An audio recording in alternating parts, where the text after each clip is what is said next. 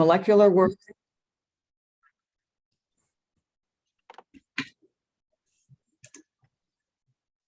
Let me start over here.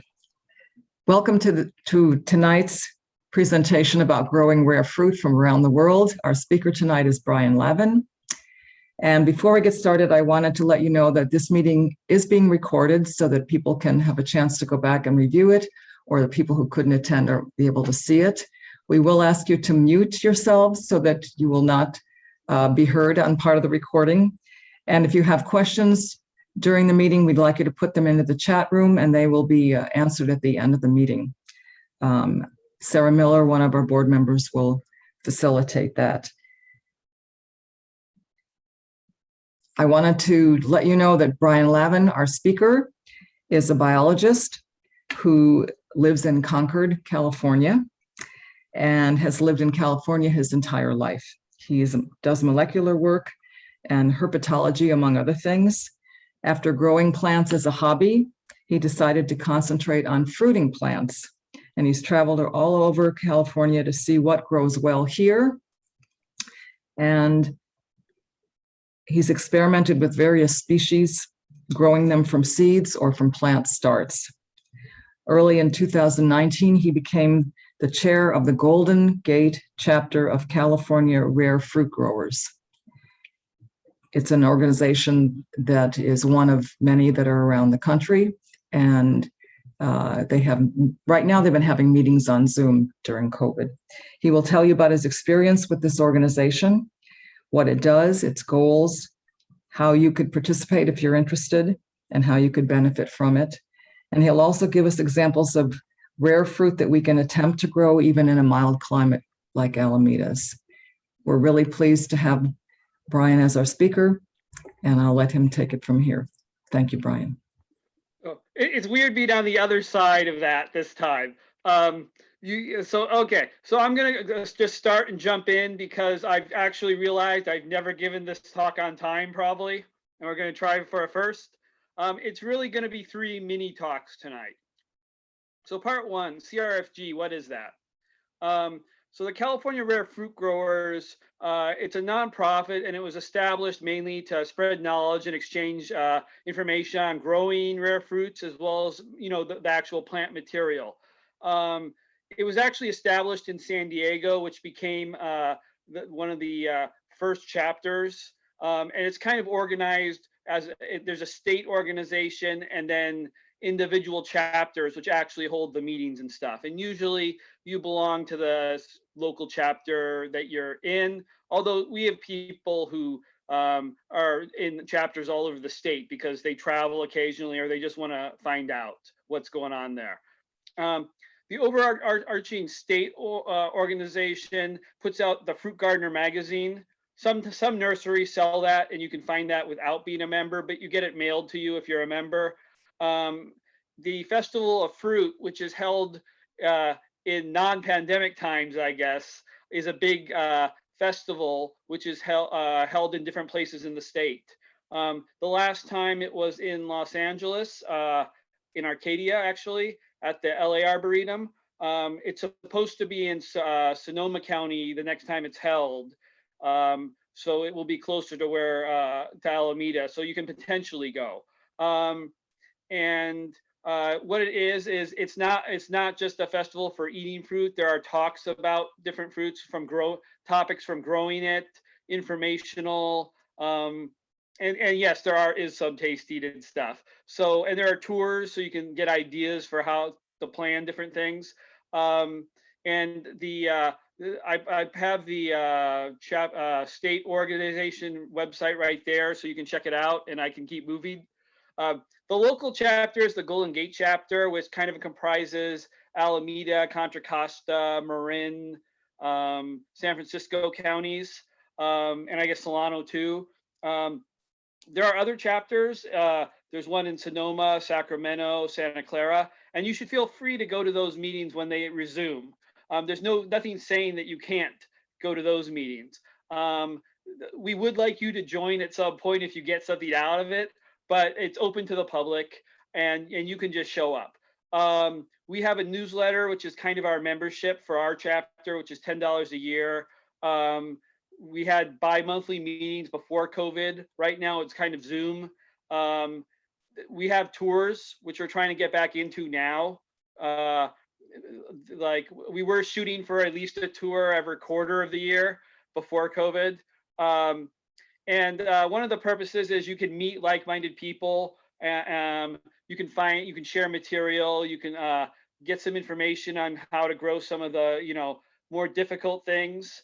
And we have a yearly sign exchange where material gets, for $5, you can come and take as many signs as you can use, usually 1 or 2 per variety, and graft them. And we'll show you how to graft or root them, and so you can, find stuff that you need, hopefully.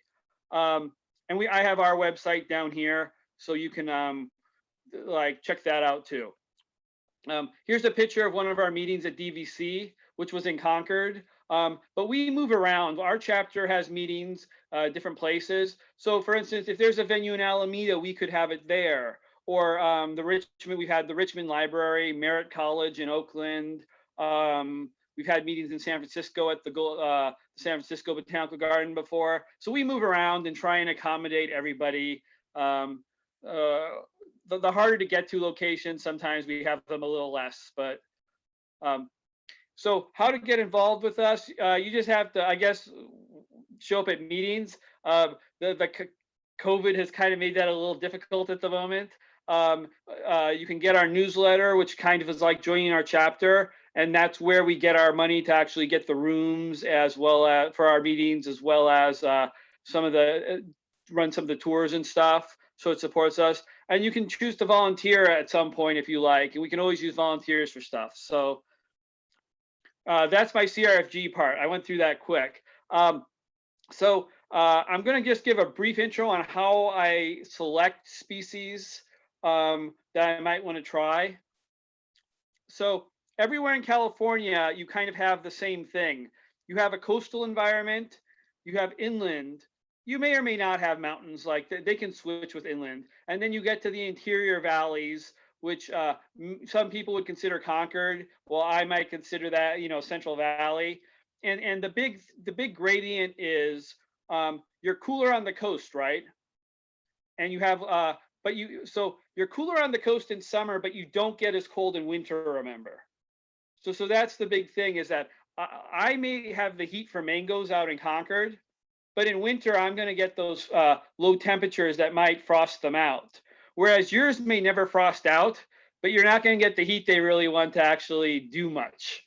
So that's something to keep in mind. And yes, it differs a little bit because we've got the bay there. So San Francisco is like a-coastal, and then we're coastal again, but not as cold. And it can get complicated, but this is just a general thing to think about. The other thing to think about is urban heat. So if there's a lot of cement around you, you're going to be warmer at night. And that's going to translate, and warmer in the day too. So that's going to translate to warmer winters and warmer summers usually. Giant bodies of water, I just mean the bay. Some places have bays. If this was a talk for Los Angeles, they wouldn't necessarily have a bay there. So it would be more strictly like the picture here, I guess. So what you have going for you in Alameda is you're going to miss the worst of the cold, most likely. And that's the curse of zone 10 in Northern California, is that, or a warm zone 9, is that you don't hit those real lows, but you never have the heat really to grow the really exotic stuff that some people want to try. But you can get around that, and there are exotic things to grow. So sometimes I'll look at regions. So we're in a Mediterranean region based on some information I won't really go into, let's look at other Mediterranean regions. So there's the European Mediterranean region, right? And if you go farther east here, there's a few regions that fit into that. You do get some of that environment in Africa. You also get some in Australia. Notice it's usually on west coasts too, not always. South America, and then you get a little bit in Mexico too.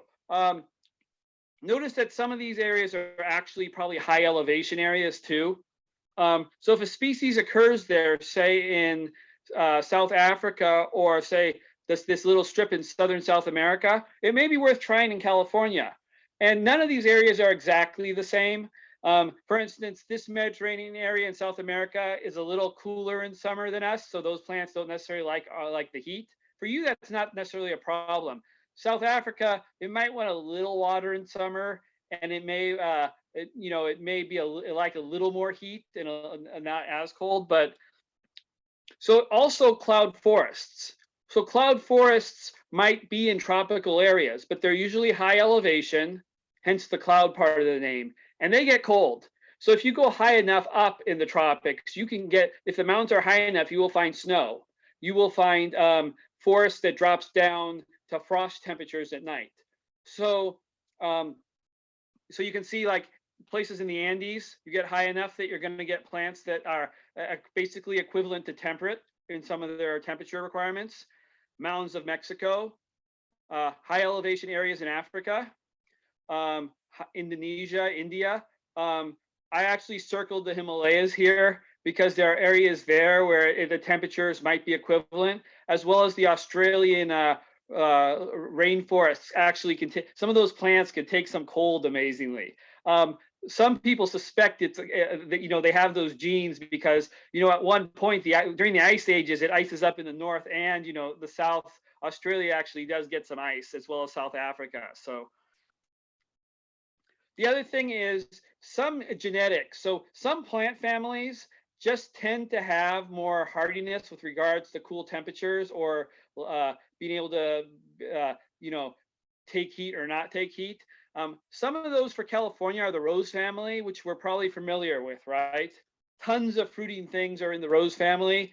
And it just happens that tropical things in the rose family tend to come from mountains, and they tend to do well in California. So things like maybe Colombian blackberry, a Capulan cherry is on mountains. Citrus seems to be, yes, they're subtropical, but there's a lot of them that can take some cold. Not a ton of cold like the rose family, but they seem to be able to take a few degrees below zero. And in California, we just have to really worry about those century freezes or decade freezes. Surprisingly, the guava family, which is also kind of, you think of eucalyptus sometimes, but there's a lot of guava family things that can take some cold, or at least a few degrees below zero without dying. And it's just a matter of whether we have enough heat to ripen them. Then there's other families you just avoid, things like Brazil nuts. That whole family, if there was an event where the world dropped down below 32 for a couple hours, they might get wiped out. I don't know. So that's another thing I look at if I'm trying things.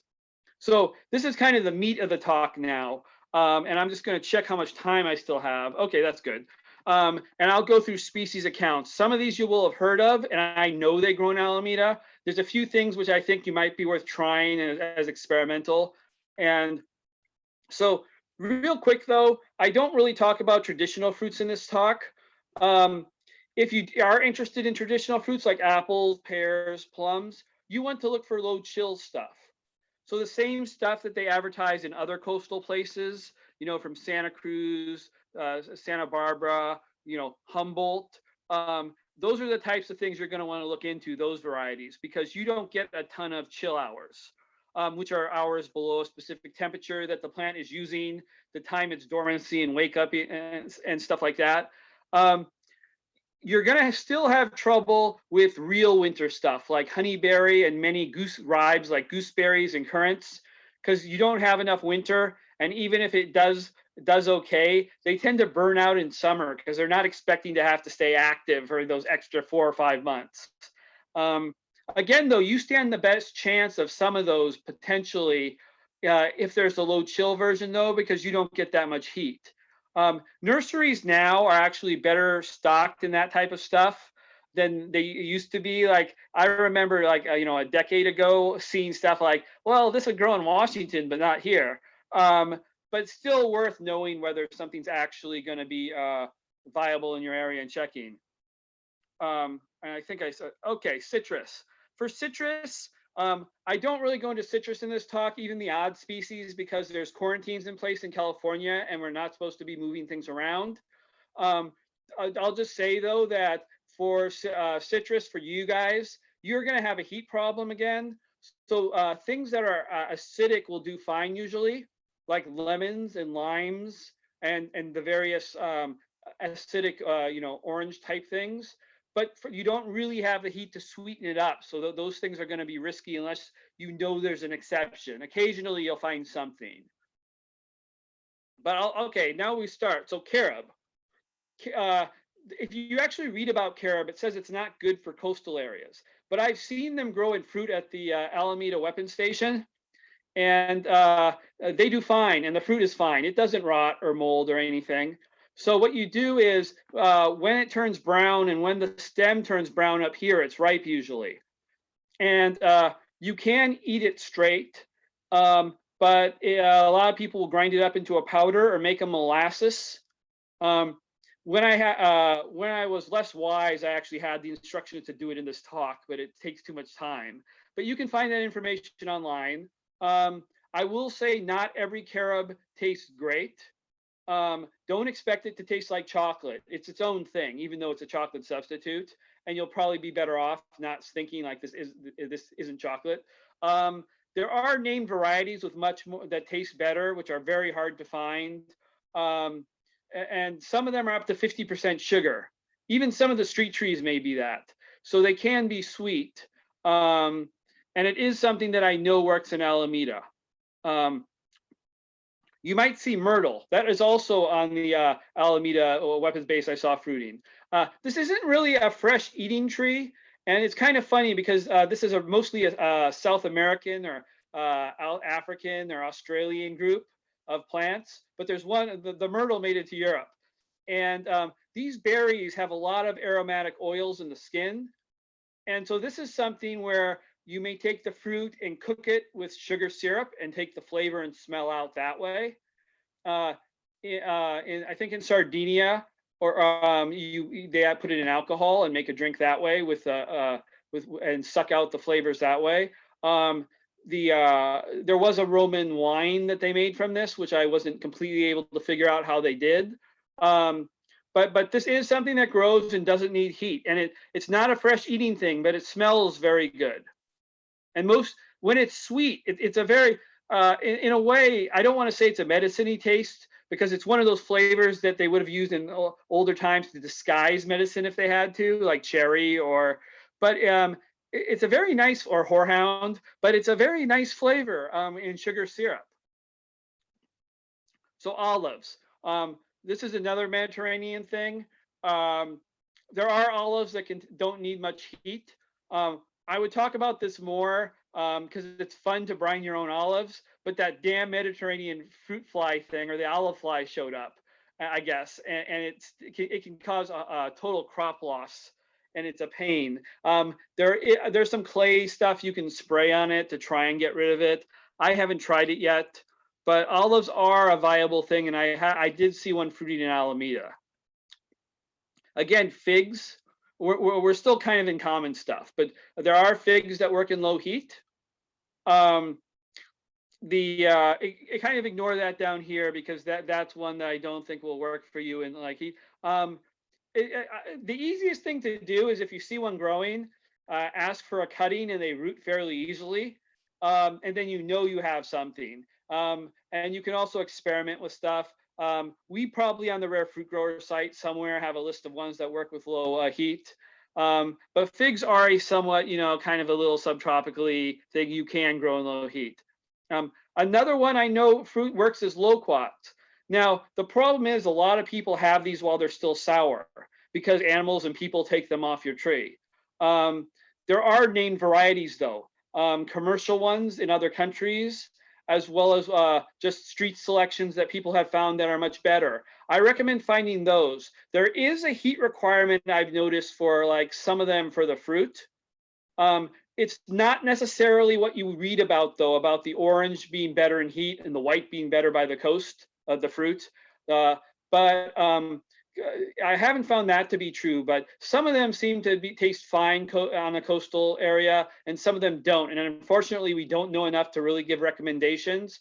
But I would recommend that if you think you like loquats, try one of the named varieties, unless you happen to find a street tree you really like. These graft very easily. So if you grow a seedling, you can take a piece of a mature tree and fit together the living wood, and it will grow together. This isn't really a grafting talk, so I don't want to go into too much detail. I will say the European and the Asian varieties are very good. Mogi from Japan has a little lychee taste to it, and it's very juicy to me. One of my other ones, a strawberry, at least to me, does have the strawberry taste.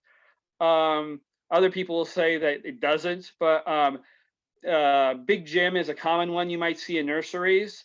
I've been trying to propagate some of the other ones that Jim found. He passed away a few years ago in San Diego, but he had other varieties that were better than Big Jim that hopefully will appear at some point. Mulberries. So mulberries need winter, right? Well, the thing is that mulberries can work in low heat environments because some of these plants that are not really rose family plants are actually using heat units to wake up, and they may not need that many. So I did see a mulberry at one point fruiting in Alameda, but I can't say every mulberry would work. But it is one of those things that might be worth a shot. Mulberries, if you try them, are like they're kind of like blackberries, but there's not really any acid in them, and they're very sweet. You can propagate them by grafting, or some of them do cuttings, but not all of them. So that if yours will never root by cuttings, even with bottom heat, it may just not be one that roots. Persimmons are another thing that are worth a shot. Because again, while they need winter, they are not using necessarily chill hours to calculate waking up. They use heat units, and they, even if you don't have a lot of heat units, the seasonal change for some is enough. There's the Asian persimmon, which is you find in nurseries a lot. Those are the domestic one, the big fruited one. American persimmons, which are smaller and much more, they're much more flavored in a way usually than a lot of Asian persimmons. But the trees get huge too, which is a problem because they're still very wild. Date plum is more the European version, and it has little tiny persimmons on it that are super sweet, but not very complex. But they don't need a ton of winter either, or they seem to wake up pretty easily too, without much heat. Some people say this is the fruit that the lotus eaters were eating. In one of those Greek stories that on the island where they just eat like super sweet fruit.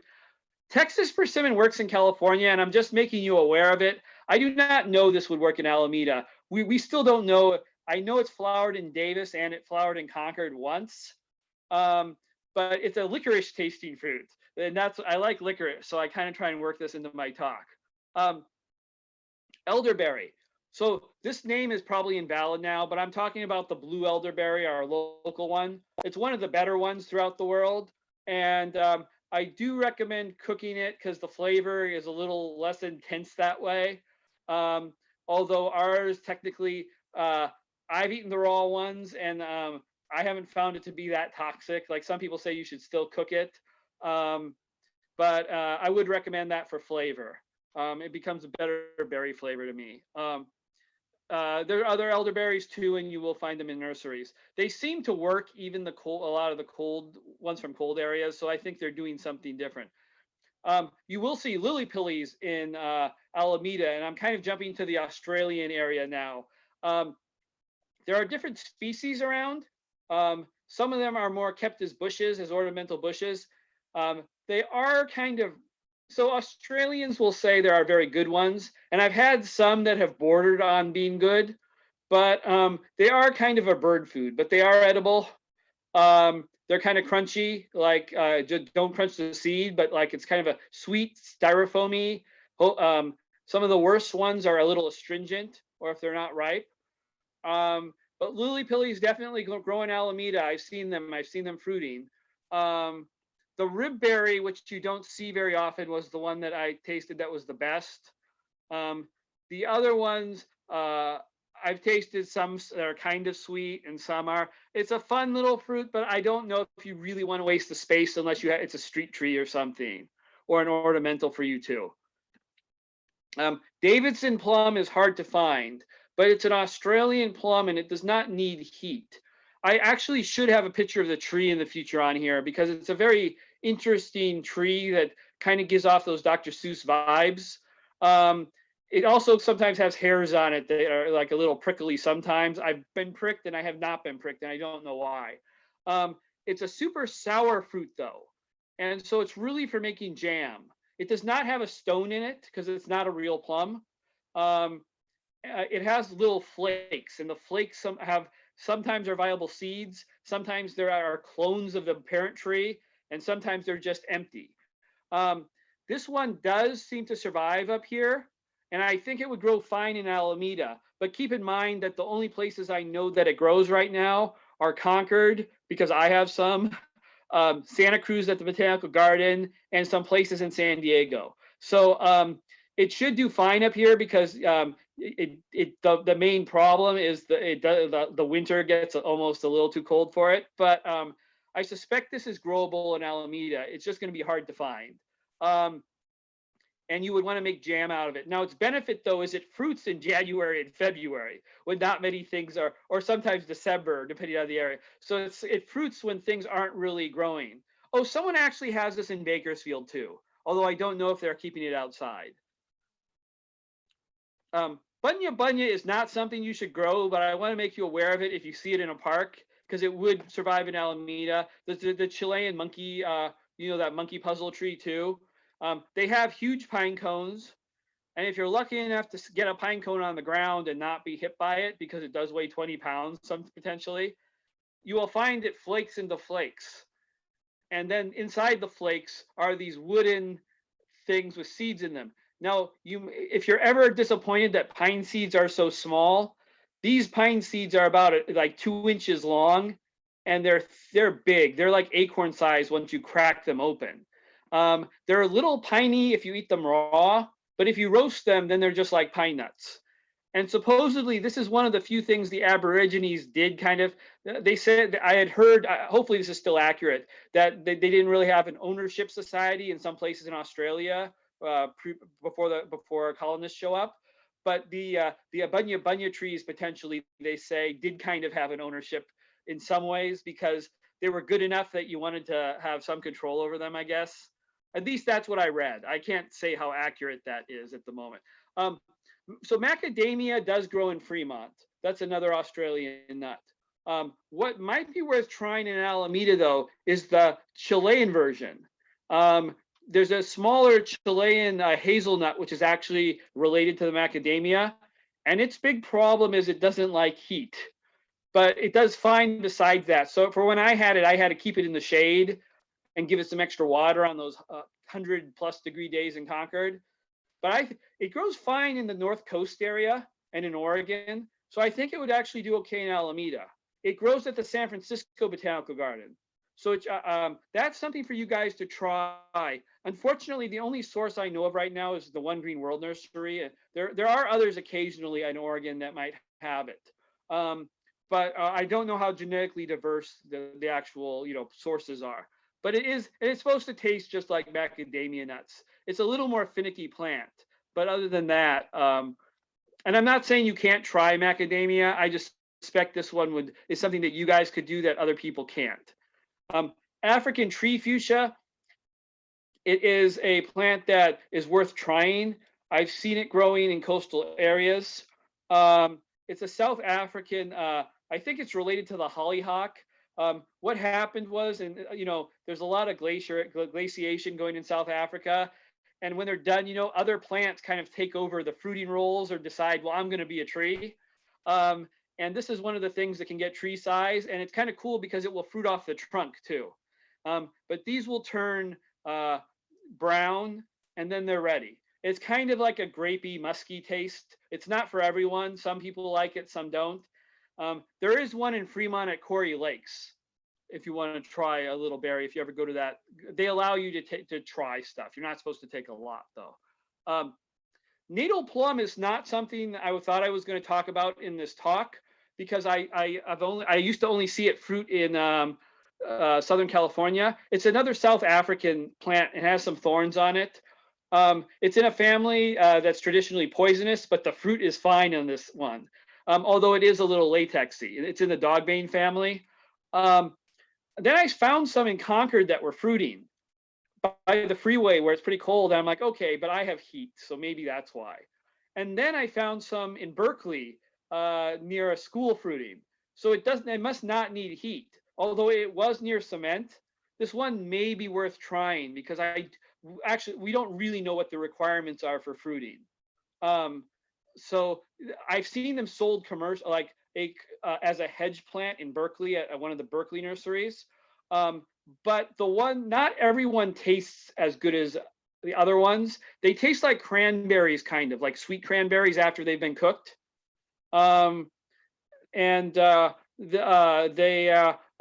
Fancy is a good variety for fruit. Other ones are too. I had one once that like green carpet or something, which is more of a ground cover, and it wasn't great. It was okay. But they all should taste like sweet cranberries once they soften up and turn red. There's always a little latex though. K-apple is another South African one. That one I'm going to say is experimental because we don't know how much heat it needs. It's one of those things that was in the willow family, or maybe it is now. You do need male and females. The one drawback is these 3-inch long thorns, and it's a hedge to keep out lions as well as people, I guess. But it grows in inland, so we just don't know how well it will grow on the coast. And it probably will grow fine on the coast, but we don't know how well it will fruit on the coast. But it's something that could be viewed as experimental. Okay, so cherry Moya. I think I've seen a cherry Moya in Alameda, and I asked an expert locally about would it grow there, and he said yes. So cherry Moya needs a little cold in winter, but we're talking like 50 chill hours, not hundreds, and you probably have that. And it doesn't need a lot of heat. It's an Annona plant, so it's a whole family, just like the rose family, but they're mostly tropical, subtropical, so we don't see them up here.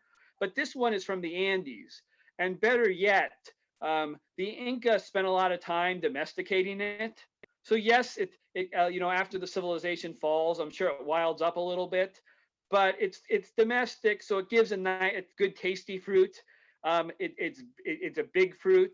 It can be seedy, and you may need to self-pollinate it, but it's something that you should be able to grow, and it's kind of exotic. It will lose its leaves in winter briefly, or right at the end of winter, if it's not too cold, and it replaces them. And this is one of the kind of exotic subtropicals that you could grow.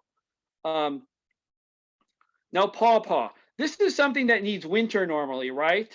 Well, so this I would view as experimental, but there is someone in San Diego that grows it, or more than one person actually, where they grow it and they don't have a ton of chill hours. So some varieties are low chill. We just don't necessarily know which ones yet.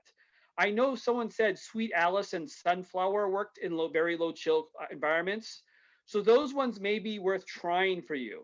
When I say trying, you have to decide whether spending, say, $20 on the plant is worth it, or you can find some hopefully fruit growers with it already and just graft one on. But ideally, some of those low chill ones will work for you. And what do they taste like? Well, if they're bad, they taste like bananas. So you might have heard of Michigan banana or something like that. That's this tree.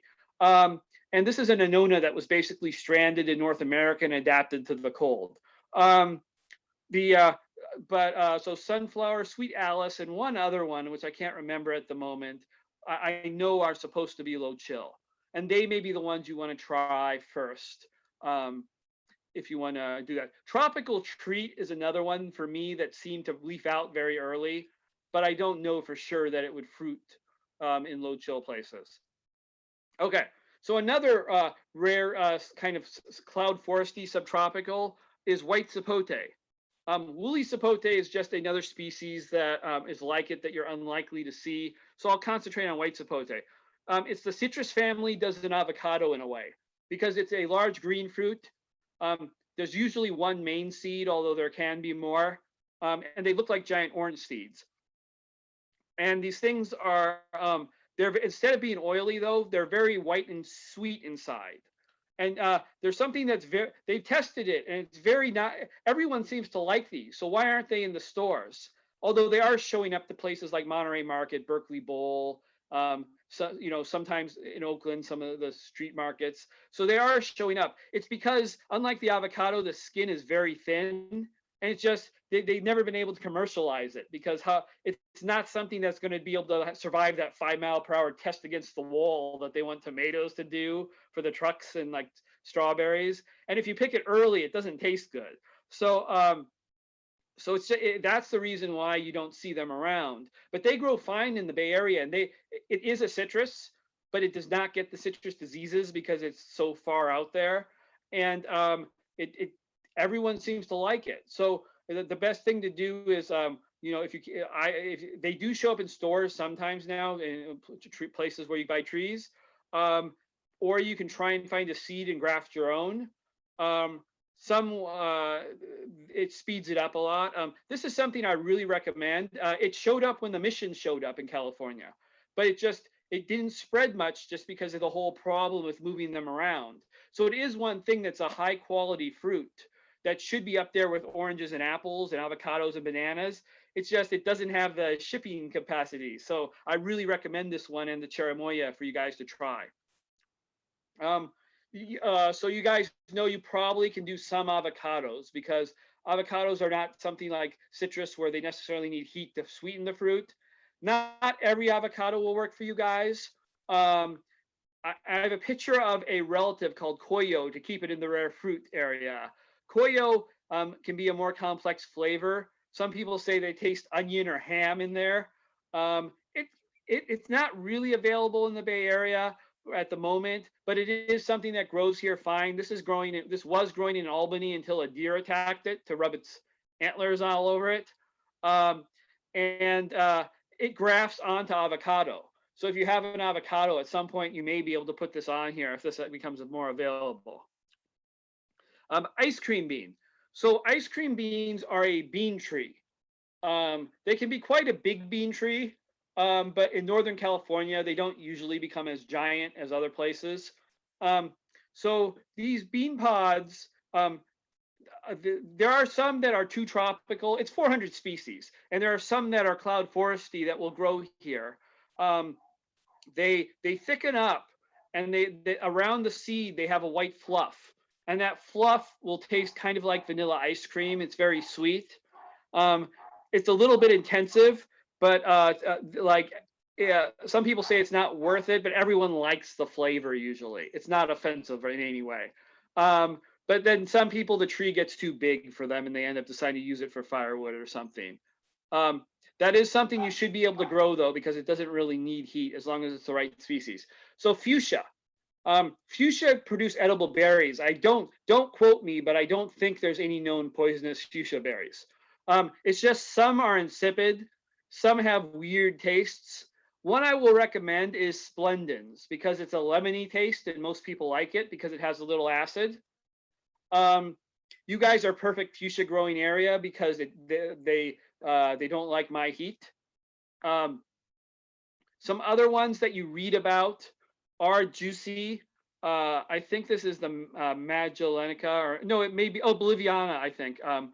I'm not sure on the species names, but it's probably obvious when you look up one of those. I think it's that one. They're listed as being sold in Central or South American countries, but some of those, most of them I've tasted are not great of those species.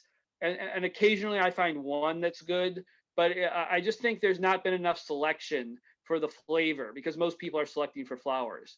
So I'm going to recommend Splendens as the best one because those are always at least lemony and a little and tasty. Okay, Fajoya. You might have seen those growing around, the pineapple guava. Some of them do need pollination. You can eat the petals, and some of them have good cinnamony tasting petals that are sweet. And the fruit, if it's good, should be aromatic. It could be a little minty sometimes. Ideally, it's not gritty. That's something that's been selected out. There are a lot of named varieties coming out. There's some old California ones as well as New Zealand ones. Usually for fruit, they would recommend you probably try and track down one known for fruit, and then you know if it needs a pollinator or not too. And if you eat the flowers, just take the petals, because then you can get the flowers and the fruit. The old people who have, like me, have problems though, because my heat can cook out the flavor. And it looks like I'm almost out of time, so I'm going to go very fast through a few slides. Papayas. You cannot grow the tropical papaya, but you can grow the mountain papaya. The mountain papaya is more acidic, so you might candy it or use it in different ways. Babaco is another one that's acidic, but it has a kind of tang to it, and I have eaten those raw. Again, you may want it with sugar. Oak papaya has little papaya berries. That one may be experimental for you, just for the fruit. Guavas, you may not be able to do the tropical guava because of the fruit wants some heat, but there's a number of species of guavas. You will probably see the strawberry or the lemon guava. Those work fine for you. I have seen this growing in Berkeley and fruiting next to a house, although it didn't look as good as I've seen it in warmer places. But they do fruit in the Bay Area. Cactus is another thing. The Peruvian apple cactus is something which I like because it has no spines on the fruit and it can be sweet. Apuntia too. Some of them are better than others though. Eugenia should be able to produce something for you, although I again don't know the heat requirements. So cherry of the Rio Grande, Suriname cherry, those are the two which I would recommend trying. They fruit in the Bay Area, but we just don't know the heat requirement for a lot of them. I will skip that. I will skip these because most of them are telling you they're experimental. There is a Campo Manzia growing in the bay. I mean, right next to the bay in the low heat environment, but it's going to be something that's going to be hard to find, I think. Guajibiju is a plant that we are hoping will become more popular. It gives like kind of a grape-like berry. We haven't fruited it up here, but I think yet, but it should fruit. Seeds just became available a few years ago. It has fruited in Bakersfield and it does not need heat. So it's something that might be worth trying. Nightshades. This should be a major part of the talk. So I have two colors of tree tomatoes here. There are actually more species of tree tomatoes that we're trying now. So tree tomatoes are fine for you guys. If you do not like tree tomatoes, they need more selection. There are very sweet ones. I've had very sweet ones from New Zealand that are not the New Zealand ones in the supermarket. So I know there are like very, very sweet. Some of them are good for salsa, and some of them have little bitter calcium stones under them still. They're like under the skin. So they're still pretty variable. So if you don't like them, maybe try some from a different source potentially. The leaves stink like how tomatoes stink though. So that might be how it got its name. They are not tomatoes, but they are nightshades. Cape gooseberry is another one that definitely works for you. They are very good. They are better than ones you buy in the store typically if you grow them. Hal tomato, like JAL tomato, is another group that you may want to try. Palms. I recommend trying jelly palms. Unfortunately, you have to try them from seed usually, but try one from a good tasting one. They can be anything from mixes of coconut, banana, apricot, peach, to very like funky fruit. So it's they can be very good or sometimes not so good. The other ones, they do have edible fruits or nuts, but I will skip over them because I'm low on time. Passion fruit, you can grow passion fruit. Typically, the banana passion fruits work better in cooler climates. And even if it's astringent, just don't break the seeds, and it's usually you don't have an astringency problem.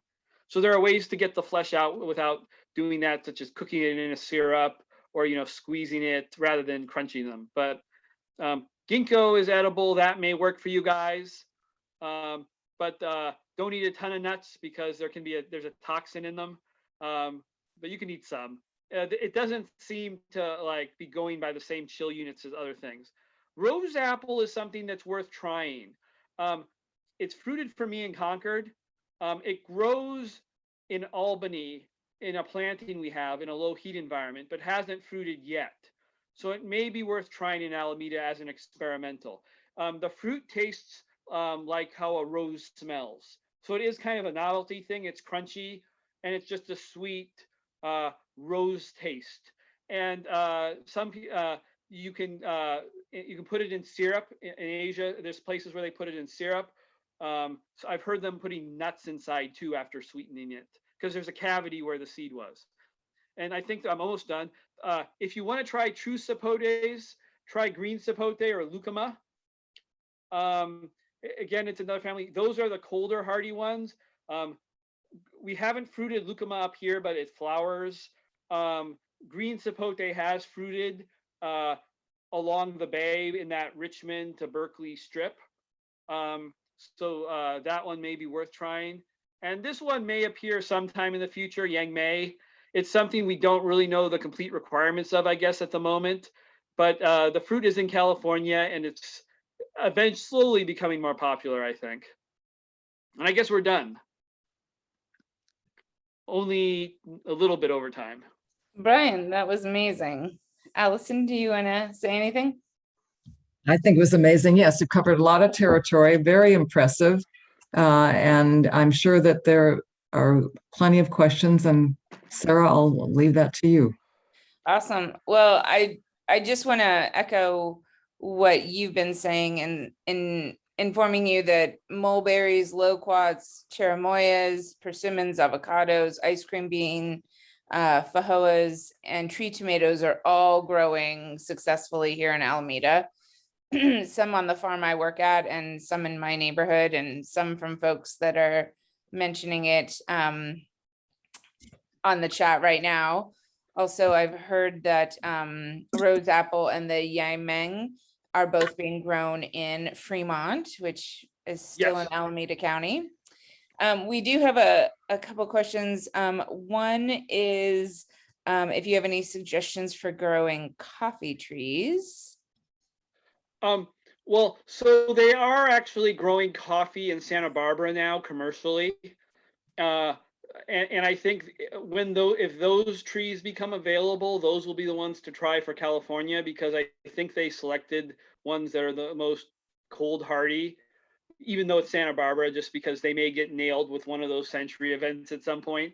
So coffee does fruit in the Bay Area. I know someone who did it, or I did it, and I know someone who told me they did it 2 times in Berkeley, or one in Albany, I guess. So it does fruit, but you have to keep it within its temperature, above a certain temperature in winter. And my mistake in Concord was they get sunburn easily. Even so, when one of the trees that was shading it and protecting it went deciduous in winter, it didn't die from cold. It got sunburned. Even with that low sun, all of a sudden it got a full blast of December, January sun, and it was done. So it did fruit though, actually, now that I remember it. I did not roast the beans though. I just tasted the sweet stuff on the outside. So it should be possible. I wouldn't spend a lot of money setting up a commercial coffee farm, but if you want to grow it, especially in a large pot, I think it's doable. You may, if you're going to spend that effort, you may want to look into like whether you want a red bean or a yellow fruit bean, or a specific variety. But you can even roast it if you want. People have done that in the Bay Area, and they've told me, well, it wasn't as good as I thought it would be. But if you look it up, I think you could do it. Awesome. Do you have any suggestions for nurseries to purchase some of these rare fruit trees at? I have a question around loquats specifically. Okay, loquats are tricky because some of the varieties are probably going to be coming from people.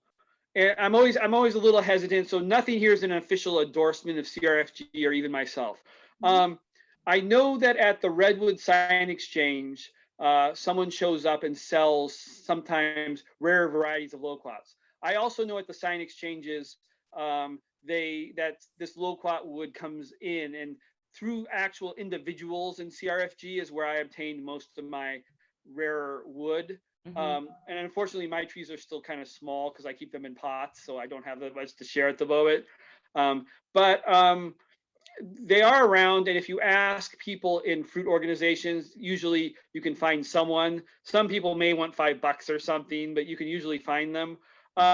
Nurseries, most of the nurseries that have fruit trees will have loquats at some point, or can if that you ask them. I don't know how far you want to travel. I've traveled, 700 miles before to pick up certain things. And I know not everyone would want to do that. I've been to all the nurseries like locally at some point. They've all had loquat trees, I think, most of the bigger ones and some of the smaller ones. I'm trying to think now. I know that big Lavin company propagates about 4 different kinds of loquats, like Champagne, Big Jim, and some 2 other ones, Gold Nugget and something else. And those ones show up at a lot of places that they supply. And honestly, the way I've started a lot of my loquat trees is I learned how to graft, which can be a little intimidating at first, but it's less than you'd think. I got seeds off those street trees. I grew it in a pot till it's about pencil size. And then I found someone with wood to graft onto it. If there's a street tree that I really like, you can also, most people even in yards don't care if you ask to take a stick or a small cutting. And you can ask and just graft it onto yours and you've got that tree then. Most trees, I mean, in Alameda, I think you've got that plowshare nursery. I'm trying to think. I know there's another one directly in Alameda. I know that plowshare, I think, had loquats at some point. I know 3 or 4 of the Berkeley and then the Oakland and 2 of the Fremont nurseries had loquats too. They aren't there all year round, but they do appear there at specific times. The big box stores sometimes even have them, although I haven't seen that as common anymore. Because I don't think they're getting that from the suppliers. And ideally, the thing is, if you can find someone who you're getting the stick from, you might be able to taste the fruit in advance. And that's a benefit, because I've tasted some loquats that are acidic stinkers, and then like the equivalent of a cider apple. And then I've tasted some that are just super sweet and juicy. So some people like them with a little apple acidity in them, like unripe, and other people don't. So I would actually try and track down someone. And I mean, you could always message on one of the rare fruit grower message boards or something. So too. That's a great suggestion. Thank you. Has anyone had any luck with lychee nuts? Okay, so I'll keep this short. Lychees grow fine for me. Once you get around the water problem, they do not like hard water, and they want a little bit of acidic soil, a little bit. They flower for me, but there's some problem in Northern California where they don't want to fruit. And I personally think it has something to do with the male, female, and bisexual flowers at different times and not pollinating right. In the Central Valley, however, if you can keep them alive, someone has fruited them, which makes me think it is something to do with climate, because they're a little finicky everywhere in California. Longin, on the other hand, does fruit for me. It's not completely happy. It would like it warmer.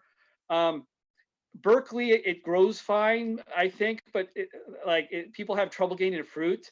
There's one in Oakland near Lake Merritt I know of, next to a building. Well, I don't know of it. I was told about it. Next to a building, and when the guy asked someone about it, they said it fruits once every 3 to 5 years, which is not normal, but I think it's because it's not enough heat. Well, it's just, the heat's just increasing up here, so I noticed mine do a little better every couple of years. I've had them for at least 7-8 years at this point, and they do fruit. The fruit quality in Longin, though, like the different varieties, it's not really apparent up here. So like I have some that are supposed to be super good, and it's just they're so-so. They're store-bought quality, which is something you don't necessarily want in a fruit that you're growing yourself. So those do work. Lychee will live, but there's a problem getting fruit around the bay right now. So you can try it. I mean, I'm not saying you encourage it, although like if you want to drive to say LA and get one for $50, go ahead. I just don't know if it would fruit. It's a very nice plant though. And maybe you'll be the one to figure it out. Like, but I'm thinking about putting it under plastic, a little plastic greenhouse, and see if that helps. One or two of them. If you go for lychee though, and longin, it's true. Brewster and Mauritius are the best ones to try for California initially. They're the least finicky. And Kohala is the least finicky longin for California. It actually shuts down a little bit when it gets cold, so it won't get burned in winter with new growth. So while lots of them do work, I think those ones are, the common knowledge there is that those are the best. So if you're going to experiment, you may want to try those ones first. Okay, great advice. I don't know anything about Rollinia. Do you? So Rollinia, it's finicky because it's more tropical. There's a short-term success grafting on cherry Moya, but it usually dies after a few years if it takes. I know someone in Vallejo who had one that looked like it was flowering in an ultra mild climate. It wants some heat though. So keep in mind, this is experimental even for stuff I said was experimental, but I would grow it under plastic if you're insisting on trying it in a pot. And you may, Annona do fine if you give them light, if you move them indoors in winter sometimes. So that's another possibility. And I would try and fruit it in a pot if you're insistent on doing that one. The only Annonas that I've kept alive outside long term are cherry Moya that looks good, and an Iriyama from Mexico, because it goes dormant when there's drought. So it goes dormant in winter up here, and it barely survives each year. I think it's shrinking a little bit each year. That one has survived for me, but in the Bay Area, I have not been able to keep anything besides cherry Moya alive. And Adamoya, you guys could probably do Adamoya, which is a sugar apple cross. That's long term, and by long term I mean unprotected in winter, not moving it indoors during a bad cold snap. So I would stick to cherry Moya unless you're going to be playing around in the world of rare fruit with like plastic, throwing some cement under it to keep it warm at night, things like that. Right. And can you speak on Hawaiian star apple at all? Star apple is something that it's iffy even in Southern California. We're talking the blue circle. The purple or green milky fruit, I'm assuming. Let's say yes. Okay. And the problem in Southern California is even where they're ultra mild, it fruits in winter at the coldest time. It has been fruited there, but it's very, very difficult even down there at the moment with the little global warming bump we've been getting. So it's not something I could really say will do well outside a greenhouse up here. It does well inside a greenhouse. Star fruit is about as hardy as a lime, but does not like wind. So I have had a star fruit in the backyard for a couple of years. It flowers, but I have not gotten fruit. But in Hayward, they have. Hayward's the farthest north I know it's fruited here. But keep in mind, it's as hardy as a key lime, and it hates wind. So those can be issues. Sure. But it may, if you want to experiment, it may. But I mean, I sunk $80 in to bring one back from Southern California. But if you're willing to throw away that money and try it, go ahead. I mean, it just depends how much you want to play around, basically. Nice. Marie is wondering about her tree tomato who had browning leaves and then died. And if you knew anything about maybe what was going on, it did fruit and had some success before then. I blinked out for a second. What species are we talking about? Tree tomatoes. Tree tomato. It went brown. Could it have been over fertilized? Marie, you're welcome to speak up if you'd like. It's possible it could have. They are nightshade plants, so they could be susceptible to some of those diseases. They haven't for me, but that's not saying they have. I was growing a fruit from the Mexican mountains that's in the nightshade family that I didn't talk about, and it ended up getting a blight, even though the tomatoes nearby didn't. it got one of those tomato diseases and the leaves turned brown one year and just kind of fell off. I'm trying. It's very hard to diagnose it without knowing more. For sure. Marie, I think, is available to talk about it slightly. Yeah, thank you for answering my question. So the fruit, it was giving fruit, actually a lot of fruit, very nice. So I don't know which species it was, because it's a fruit that I ate and I keep the seed and I grow from seed. And so I had it for almost 2 years and he was fruiting pretty well, but a lot of the leaves were completely brown, entirely brown. And I went to the garden in Lake Merritt. They have 2 over there, and that was maybe 2 years ago. And I noticed one of the tree had exact same problem. I mean, that could be a disease thing that I haven't encountered yet.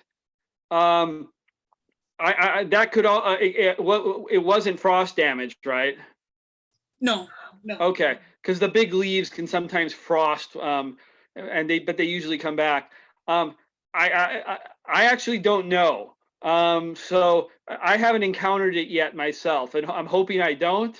Yeah. I've only got browning on the leaves if I over fertilized or from frost or sun damage, like after it's dying. But I honestly don't know, unfortunately. It's probably the regular species, the Betesia, I forget, BET, with that one. There are other species, but you kind of have to look for them on purpose to find them. Although they will become more common, hopefully. Like there's a hardy tree tomato that takes more cold and sun. There's a forest tree tomato that doesn't really like the sun, likes the shade. It's supposed to have a good fruit. And there's that dwarf tree tomato, which you may see, but that sometimes has a bitter aftertaste, and I can't eat that one because the bitter screams poison to me, even though it's fine to eat those. So I just can't psychologically like get around that. But it's probably the normal one. That there's just one species that's really sold in stores or that was common for years until recently. Unless you're in South America, then it could, or New Zealand, then it could be other things. But Awesome. I missed the beginning of the talk. I apologize. And so I don't know if you talked about exotic citrus. Oh, exotic seeds? Citrus. Oh, citrus. I did not really, besides white sapote, because you're not supposed to be moving things around. There's something called wampi, which most of them are sour that we have access to in California, and it grows on the Stanford campus at least. It grows fine in Concord. I have some from before the quarantine went into effect, but although mine hasn't fruited yet. And it may grow in Alameda. It's just I don't know how you would obtain it at the moment legally. Seeds may be possible, but I don't know what the current regulations are. And the seeds are almost certainly like turning into sour varieties usually. There are some sweet selected ones in Asia and one in Southern California I know of, but there's no way to move them between areas right now with the citrus green disease. So I just kind of cut that section out of the talk. Great. Thank Can you talk about Chilean guavas? We have Annie's annuals in Richmond and they sell them. Yes, so those should do fine for you. I actually forgot about those ones. They were in the talk at one point. They should do fine. And they're a pleasant tasting thing. I don't find them super strong, but in Concord, I have problems with them, which might be a reason why. They don't like a lot of heat for me. They do fine. It seems to mess with the fruiting cycle. They do grow at Quarry Lakes again. So they don't have a problem with warmth, at least, which it's just the high heat they don't like, I guess. Although the Fajoyas don't like it either here. They like the heat days. It should grow fine for you. Chilean guava is probably safe. So is the serviceberry. Serviceberry is usually too high chill for a lot of California, except our native one. But that one Annie's Annuals has, I think they got it from one of our members in the Rare Fruit Growers, the Tim and Success. And that one grows fine in most of the Bay Area. So that one's worth trying, I think. And it's a blueberry-like fruit that has a little apple zing to it. And There's Chilean Guavas also at Alameda Boys and Girls Club in their garden. So they are being grown here in Alameda as well. Yeah, so it's definitely something that shouldn't give you any problems. And Sure. For sure. All right, I think we're coming to the end of questions. I want to give everybody one last chance to put any questions in the chat, and I'm happy to talk about them. There's a couple things to note. IXA wants everyone to know that the UC experimental station in Irvine was testing growing coffee under trees. There is also, Jacqueline wants folks to know that the ginkgo doesn't host butterflies and any other important pollinators. Ula wants to know about Western chokeberry. I think that's a chill hour issue, but what do you think, Brian?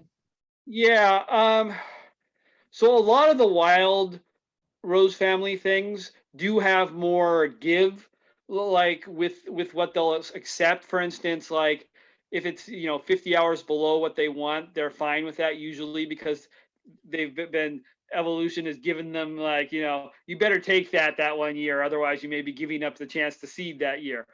But some of those things are just a little too high chill. I mean, I'm not saying don't try it, but take an experimental mindset with the with things. If you were going to try it, what I would do is find one from either that might have genetics from the southern part of the range or from a lower elevation part of the range, and hopefully those ones would be more amendable. The other thing is you can also go the other way. Sometimes things from the very highest parts of the elevation, or from, say, Canada, because once it's spring there and summer, it's spring or summer, the seasons just switch all of a sudden. Those things can be low chill too sometimes. Like, say, an apple variety up there might be very low chill because it just happens to be because when the seasons switch, they switch. There's no late frost. It's summer all of a sudden. So that's the other thing you can try. So you could try that if you're willing to. I can't really answer the question though, because I'm not familiar with that species enough, unfortunately. That's okay. I think I probably tried one once and didn't like it, or I tried or do something with it. Yeah. Right. Deborah's looking for advice on starting Rollinia or seed apple from seed. If you can talk about any soil requirements for either of those. Okay, so the problem is that, like, if you buy the seed, it's hard. It's hard to tell how viable the seeds are still. Some of those things have dormancy, some of them don't. I think with those, they'll grow if they're fresh, and if they're not fresh, they kind of can enter dormancy, and like they'll grow eventually as long as they're not too old, but they may wait a little bit. So with the Rollinia, if you can get someone to get you, seeds, male seeds from Hawaii, like, from fresh fruit, not just sitting in an envelope, that's a very viable way to do it. And people tend to have 100% germination then. I do have a friend that did fruit it in California, but they're in Seal Beach, which is ultra mild, and they were on a rooftop garden. Just know it's going to be one of those things, like, where people, like, it can be outside, part of the year, but I don't know if you'd want to leave it outside in winter, even if it's a mild winter. So I would keep it in a pot, indoors near a window, maybe, even if you're willing to do a grow light potentially. Nice. And you'll have to learn how to self-pollinate the flowers, most likely. Anonas do a thing where the flowers switch between male and female, so you have to keep the pollen from one for the next flower, and pollinate yourself usually to get fruit in California. Oh, that's fascinating. Can you talk about the soil requirements for either of those? Soil requirements probably going to be, I've just used potting soil, honestly, when I've grown that stuff, and I did have one at one point. I have some of those Anonas species right now in little coffee cups, with just seed starting mix. Mm-hmm. So they're not particular. A lot of the subtropicals like rich organic matter Doesn't have to be too acidic, but a little tiny bit on the acidic side. Just because they're growing places where everything's dropping leaves on everybody, trying to shade you out. They can be heavy feeders, but in California, the growth rate usually isn't fast enough to because we don't have that much heat to like worry about that. So I don't have to worry about over fertilizing or anything like that unless you see it start to yellow. Or growth will also slow just because of temperature too. One little trick to make some of these subtropicals grow is if you keep them at a cooler temperature and then bump up the temperature a little bit, they will do a growth spurt. You can't do that too often, otherwise, you know, they won't spend that energy. But that's one way to get them growing. There's a whole bunch of plant families I kind of cut out of the talk where they would live fine for a while in Alameda or even here in Concord, but even I don't have the heat they want. They only grow when I have that 100-degree heat wave, and they just sit there the rest of the year. And they make nice specimens, but like they don't do much. So like things like Garcinia species or Mammy Sapote, I can keep those alive, but Rollini is a little better because it'll grow when it's warm, but just keep that in mind that it's fun to play with them and you may actually get fruit because they will fruit after a few years in a pot potentially, but you'll have to work at it and do a little more work and kind of look at both like keeping like, you know, warm house plants and stuff like that too, probably, and into that kind of stuff. So the fruit hobby can get kind of into like, you can go down that rabbit hole a lot if you want. It sounds like it. That's amazing. One last question from Marie. They have 2 passion fruit trees or vines that have never bloomed. No fruit. Use seed from 2 different types of fruit. They grow well, but again, no fruit. What I don't suppose what type they are. Were they the banana type or the purple type or one of the potentially, you know, like a red or yellow one or? Yeah. Nope. Yeah. Say that again, Marie. I'm so sorry. Sorry. They were the one that are small and round, completely round. Purple. And purple. Okay. It may be a heat problem.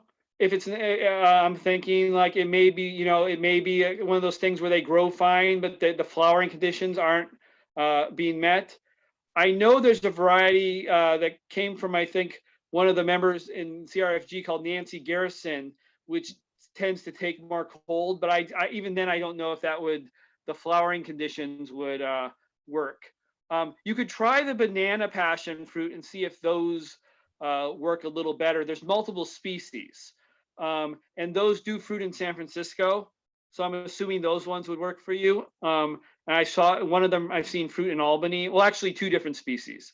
So the banana ones may work more coastally because some of those at least are mountain species. Passion fruit is not my area though, but if you email the CRFG email in our chapter, I can probably pass you to someone who knows a lot more about them than me. Awesome.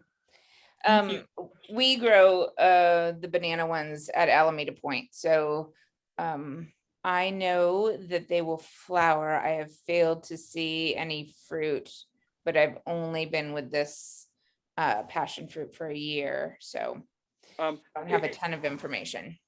I don't remember if that's the case for the banana ones, but I swear I kind of remember someone telling me some of them need a different one to pollinate. Oh, that's okay. That's so good information to have. It might be worth trying another clone to pollinate that of the same or a close species. Got it. Okay. And one last question from Deborah about how long seeds are viable when we're talking about star apples or Rollinia. The Annona seeds in general, some of them can last a long time. So if hers are 4 years old, would you give it a shot and see if they'll germinate? 4 years, okay. 4 years might be kind of pushing it. With these subtropicals, and star apple is bordering on tropical almost. And some people would say it's tropical. Dehydration is the biggest issue, even though they've got the hard shell. So if they've been sealed in a bag, they're usually last longer. I'm hesitant to say, if I was buying it, I'd be hesitant to buy it if it's over, 6 months or a year, honestly, for those. I'm sure that when I got my Rollinia, it came from very old seeds because only one sprouted. And so I'm sure that with old seeds, with the nonas, I've had them sprout 6-8 months later for some of those subtropical species. But when I sprout them fresh or from a cherimoya that I bought in the store for, say, rootstock, they all sprout almost if they were pollinated. So I would try and keep it to within a few months if you can. Also know that sometimes star apple could be irradiated if you're buying it from a supermarket and saving the seeds. If that's the case, the seeds often don't grow. They start to, but the irradiation sometimes has damaged the stuff inside, and you get weird things like a root comes out and then nothing happens, or